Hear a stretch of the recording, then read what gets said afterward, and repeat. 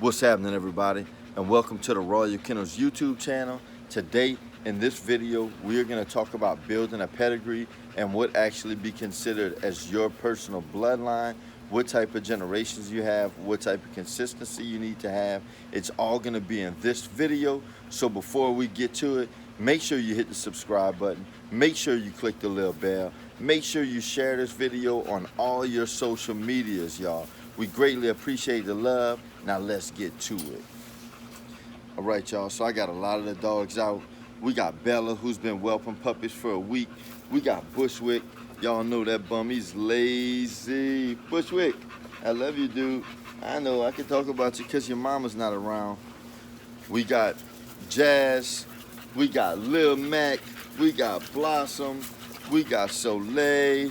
Y'all, we got everybody out. Tick hasn't ate his food yet, so he can't play. Hey, Blossom. Hey, Mama. Oh, you got an attitude? Blossom can't go over there with the big one. She's just a little too small. It's no point in rushing everything and having her playing with all the adult dogs at this stage. So I'm gonna let her bones develop and let her get used to it, because they get rough, y'all. They get rough. But now we're to the point where Lil Mac and Blossom can handle business. What's up, Bella? Hey, Bella. Hey, Lil Mac. What up, Big Daddy? What up, Big Daddy? So, man, let's get right to it, man. So look, y'all, I have the perfect example of building a bloodline and a pedigree inside the kennel right now. You guys know we have 1-week-old puppies. Bella bred to Zeus. Bella is a Royal Kennels production. Bella was produced by Royal Kennels Tick to Royal Kennels Emma. Emma was also produced here by Diesel, aka the Big Mac, and Diamond. Diesel, aka the Big Mac, and Diamond are productions of Bull Blood, all right? So Diesel, aka the Big Mac, and Diamond are half brother and sister. Same dad, different mom. So starting off, we have a pattern, and Bull Blood is actually a blood that has been established for 15 years plus when I got Diesel, aka the Big Mac, and Diamond. So just imagine now, if it was still rolling, how many years would be invested into that bloodline, all right? So Diesel, Diamond, same dad, different mom, pattern, bloodline, you know what I'm saying? This come from a specific line. So what I did is I bred them together, and I got Emma, all right? So Royal Kennels Emma, that was the beginning of it. Diesel, aka the Big Mac, and Queen Fancy. Queen Fancy is a product of Fallback Bullies, all right? So I had Diesel, aka the Big Mac, bred to Queen Fancy, and that produced Soleil. So I still kept that pattern alive from the Bull Blood. I used Diesel again, and now I have basically 75% Bull Blood, not counting the mom, y'all, but even though the moms come from Bull Blood, but with Diesel I got 75% Bull Blood, and then I incorporated Queen Fancy. Now Queen Fancy, she was a mixture of a lot of different bloodlines. There wasn't really a major pattern in creating Fancy, all right? So now I have her production. I have Diesel and Fancy that gives me Soleil. So it's gonna be a lot, y'all. So, and I'm just making a quick video about it, so try to stay with me, all right? So now I bred Diesel, aka the Big Mac, to Diamond. I got Emma. Diesel, aka the Big Mac, and Queen Fancy, I have Soleil, all right? So I took Soleil to a dog named Champion Kane of Barnyard Bullies, and I created Tick, all right? So now, and one thing about it is when I brought Soleil to Kane, excuse me, y'all gotta fly. When I brought Soleil to Kane, there was a, I'm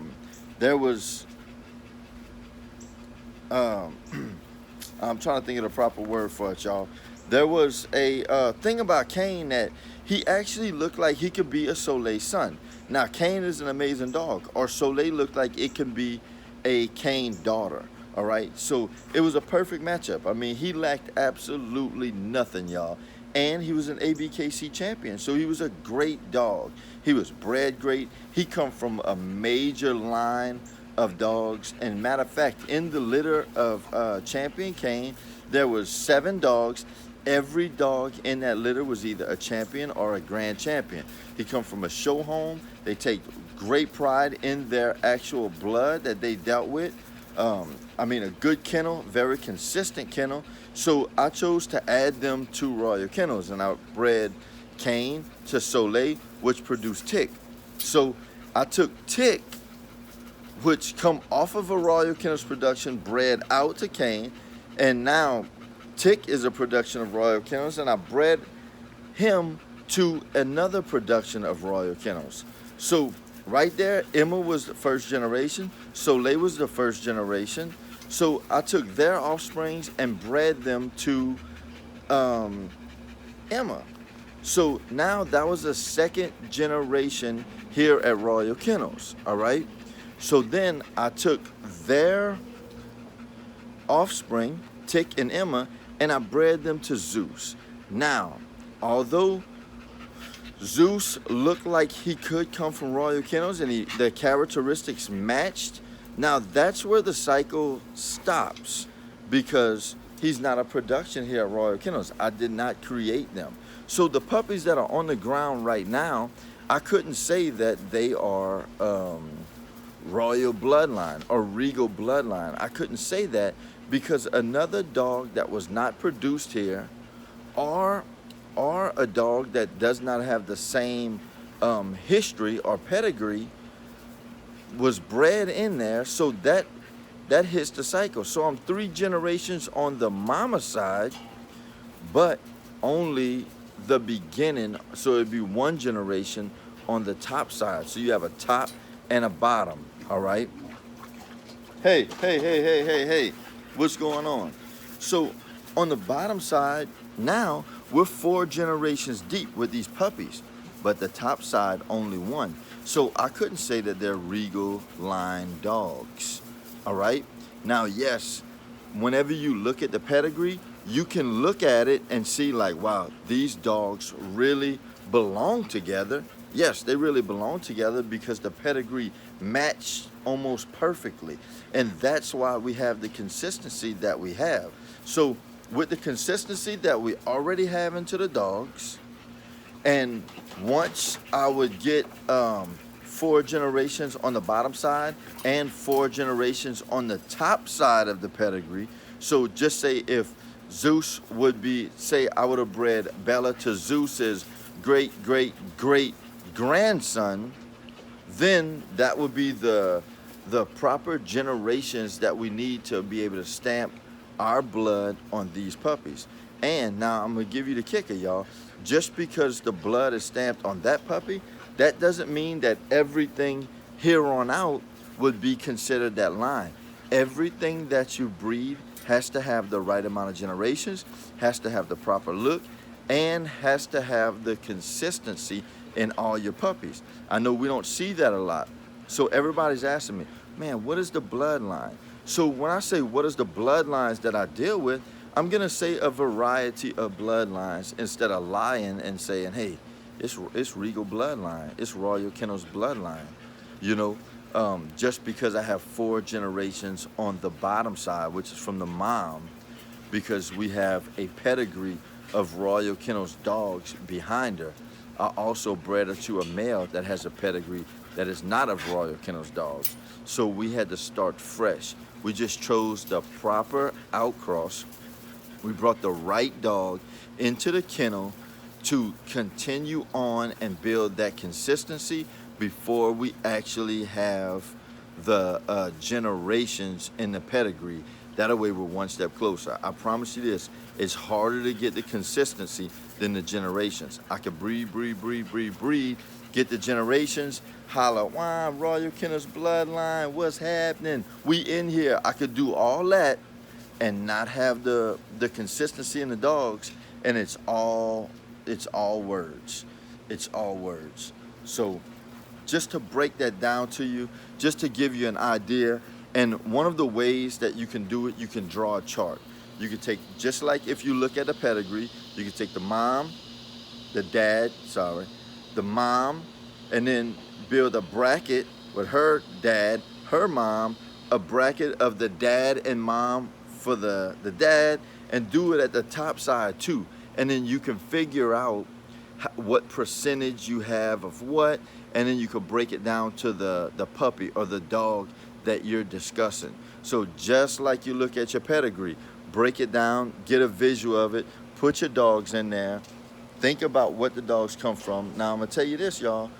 You know, a lot of people just go after productions. If that's a solid blood that you dealt with, it might not be your production, but look for that same pattern before you get your dog. Look for that same pattern. That way, when you're starting out, you're not looking at a scattered dog, which here in South Louisiana we call a gumbo style pedigree.